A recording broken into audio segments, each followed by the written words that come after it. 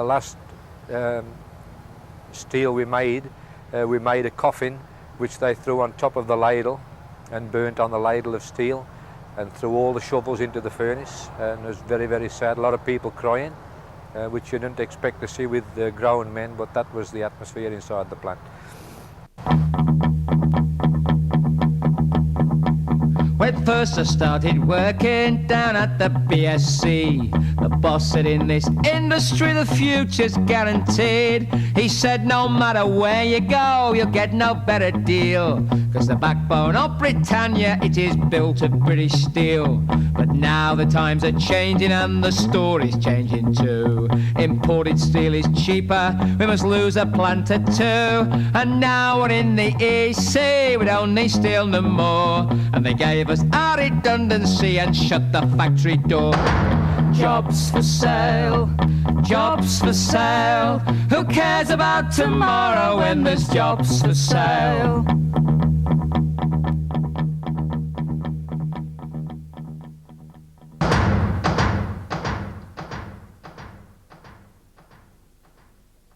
I've been a steel worker since I've been 15. I've worked all my life to work into the position which I have now, which is a first-hand melter, and through no fault of my own, it looks like I could lose, well, I have lost my job, and even lose the standard of living which I've attained through having that job, plus the worry at home and with my family.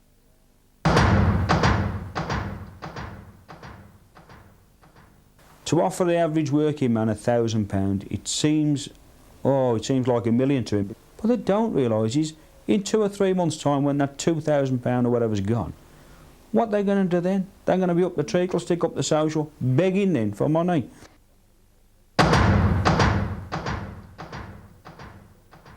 What I've got to realise is, and what most people have got to realise when they've, you know, the job's finished, closure, they're on the dole, is how they're going to manage on the 43 quid a week that a man and wife receives off this so-called government.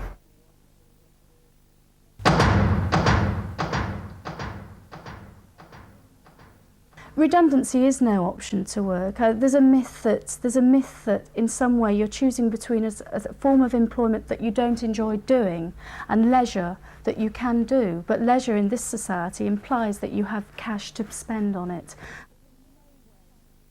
Living on supplementary benefit is in no way an option to working. This is one of the myths of redundancy. The rates are incredibly low. More and more people are seeking advice from debt counsellors. Debt counsellors are growing. They are the boom industry of the West Midlands particularly. Studies have shown that people who are unemployed spend more time in the house, more time watching television, more time drawing up fuel bills because they have no money to do anything else. Many people will initially look for jobs and get intensely demoralised when there are no jobs available. As a skilled worker, I thought that it would be fairly easy to come by a job. But then I realised that once you were out in the field looking for a situation, it wasn't as easy as you expected. Management usually were looking for younger people.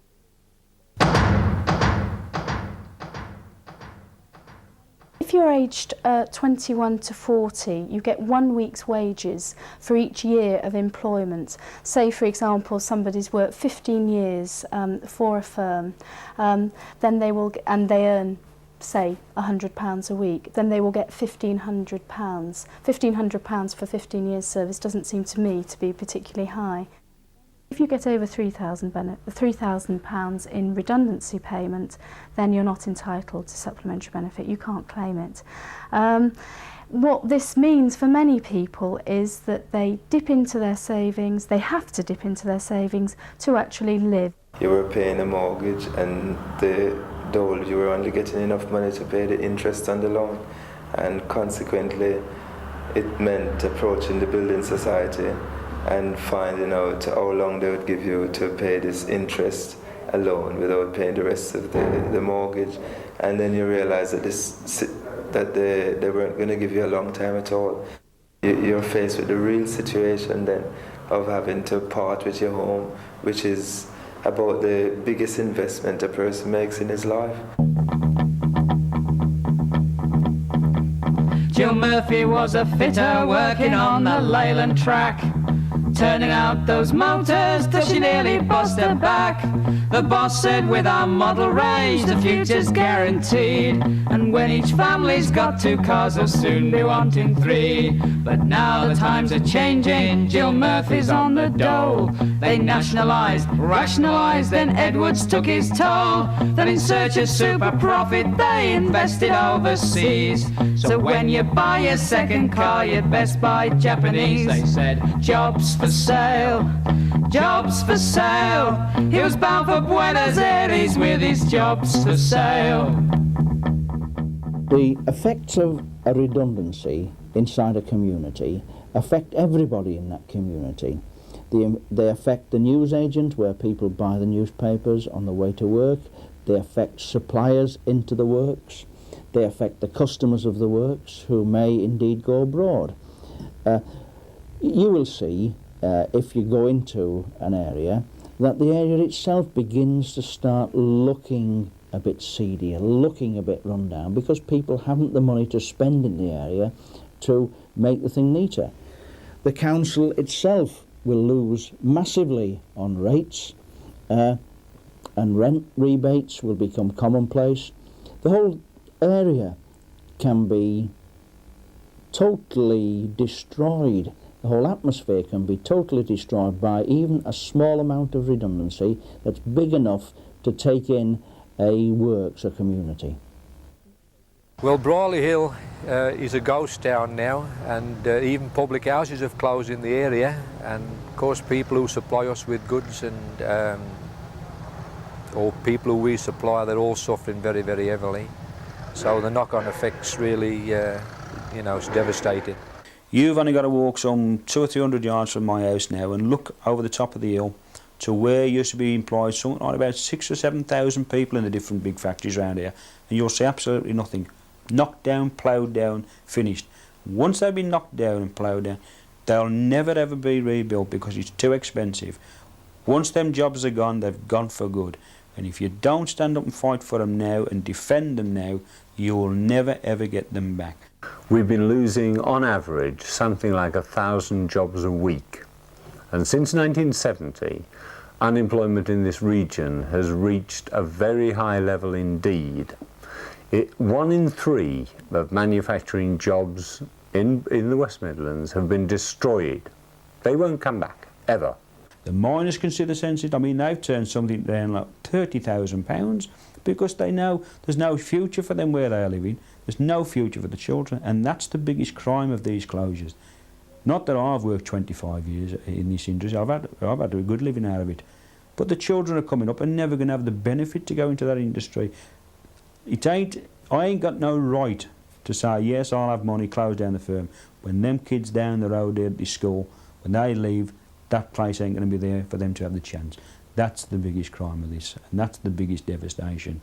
The government's pursuit of this monetarist policy has led inevitably, first of all, to the flow of investment abroad because people aren't interested in British industry. That in its turn has led to lack of investment in British industry. That in its turn has led to the destruction of jobs and the closure of factories on the widest scale that we've known in the post-war years.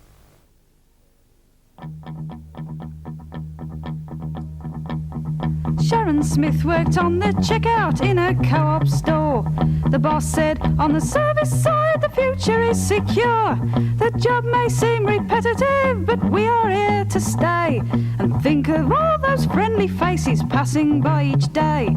But now the times are changing, my friend is unemployed. The precinct is a ghost town with so many jobs destroyed. And now she stays at home each day with nothing much to do, but still sees all those friendly faces in the labour queue. They said, jobs for sale, jobs for sale. Come and sign your life away, there's jobs for sale. Tariq Mahmood was a nurse, worked for the NHS. To keep the nation healthy, would always do his best. They said the future's rosy, though the pay ain't up to much. And when it comes to nursing stuff, there'll never be enough. But now the times are changing, it's cut the cost of care. They said it's national policy, we all must take our share. To revitalise our industry, they cut the welfare state and closed down Tariq's hospital to help make Britain great. They said jobs for sale, jobs for sale. Leave the wealthy to be healthy when it's jobs for sale.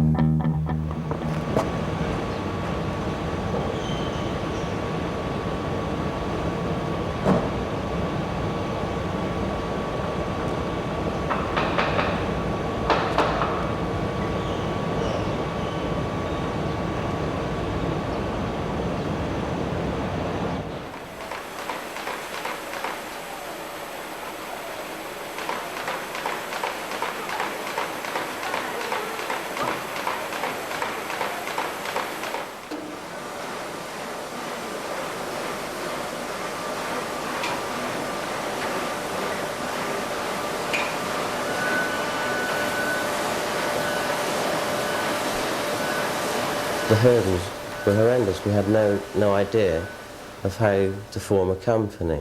We had no idea of where to get the money from, no idea of where we were going to locate the premises, no idea of where we were going to put the equipment. All we knew was that we wanted a printing company called Birmingham Printers to survive in the future.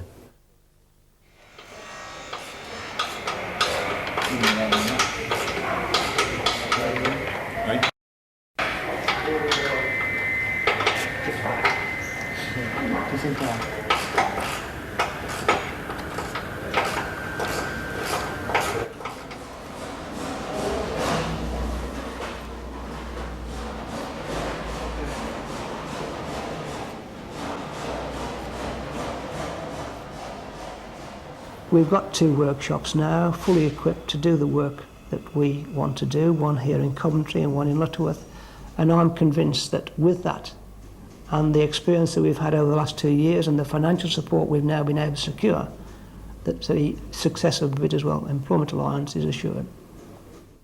If you go about it in the right way, there is help available. There are plenty of sources of information that you can turn to. There are plenty of people who can give you advice. But the final crunch must come back to yourself. You've got to have enough conviction that what you're going to do is going to work. That there's no one scheme which will work for everybody. Ours worked in our case, it may not work for other people. And it is hard work.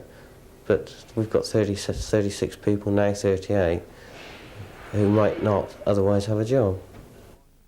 The trade union have tried time and time again to put forward a good case for keeping industries. But the trouble is, the popular press always decry trade unions. And it's got to such a state now that if you're going to any pub or anywhere and say you don't agree with so-and-so job clauses, we should fight, you're automatically branded as a communist. Because you're standing up for the rights of your members and as a family man, your rights to have a job as a family man. We tried every avenue open to us to keep our jobs, but as I've said before, you know, we got very little help from all the people that we did see, and I believe that if you're going to struggle and you want to fight for your job, then it must be the ordinary shop floor workers that fight for the jobs. I think that's a general feeling today with most people who say, well, what can we do? Everyone seems to have tried it before us, and no one seems to have succeeded. So what can we do? But I would still repeat what I've said, that you must try to do something and show people that you're not there just to be walked over, you know, and, by the government or anyone else, and you know, just fight it and argue wherever you can, and do anything, whatever you can, to keep your job. It ain't an easy fight, it's an heartbreaking fight, I'll tell you now, and if anybody thinks it's going to be easy to fight for a job, There's no way, because they're going to have very, very dark days through this fight where they think the whole world's against them. Then things will start to come to light. Jobs for sale, jobs for sale. What kind of future will we have with jobs for sale? Well, the first thing they must do is to find out everything possible about the factory and the reasons given by the management for its closure. They should then get all of the assistance possible from public agencies and anyone else who is willing to help them, such as local authorities, local enterprise boards, local business advice centres. Academics are often willing to help.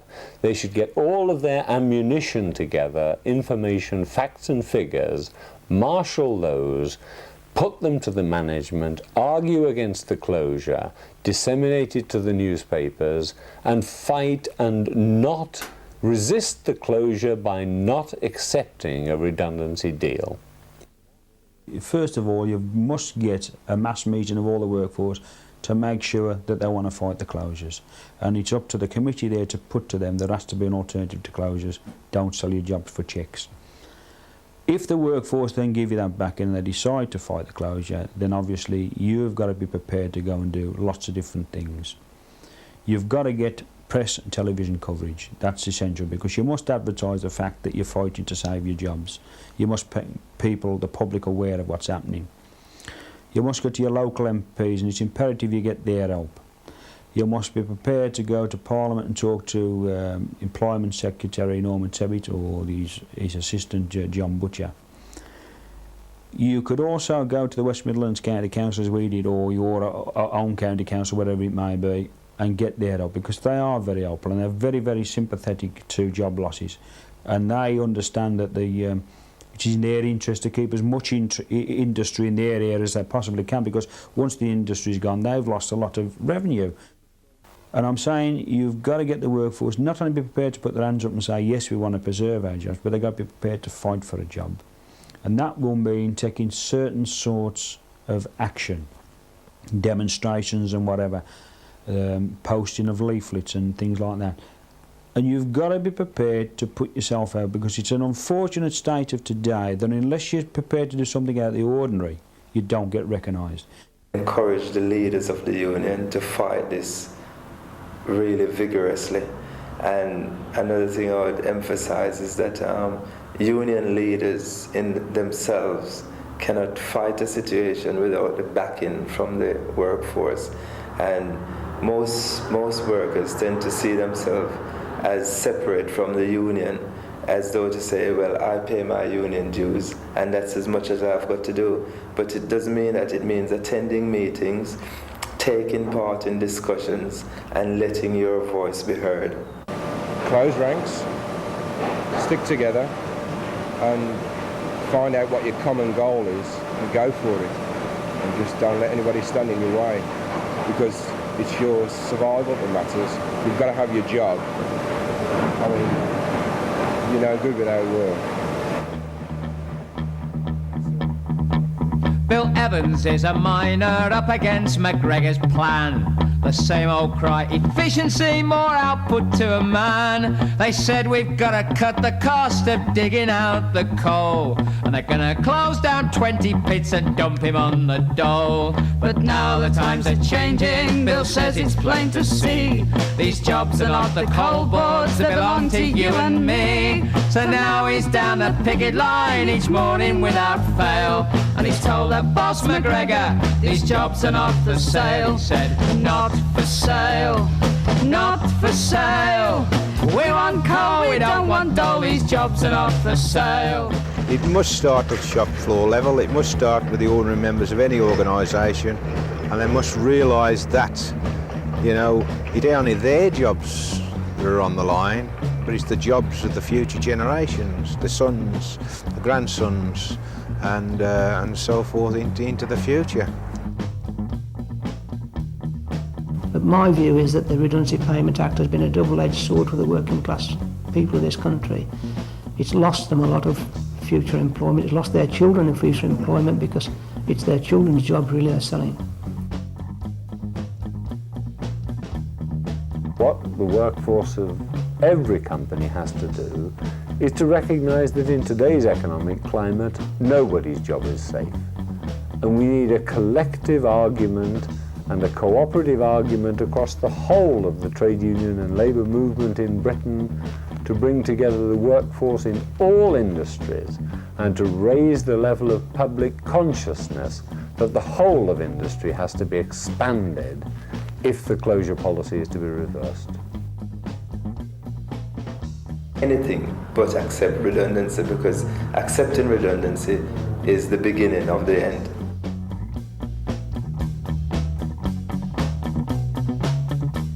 And so I got to think about this word redundancy and all the jobs they sacrifice to serve the profit creed. The future that they're planning for will have no labour rights, so wages can be beaten down without a union fight. And so I got to thinking that things have got to change. It's time we built for people, not for the profit game, and make the goods and services all men and women need. And there'll be work for all of us, a future guaranteed with no jobs for sale, no jobs for sale. When we control the future, there will be no jobs for sale.